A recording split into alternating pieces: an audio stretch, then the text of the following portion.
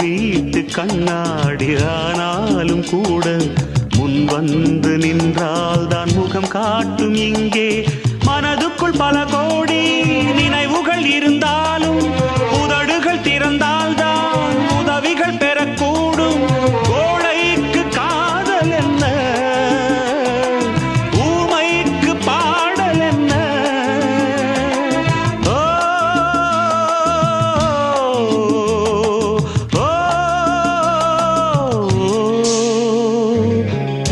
பூங்கொடிதான் பூத்ததம்மா, பொன் வண்டுதான் பார்த்ததம்மா. பாட்டெடுக்க தாமதிக்க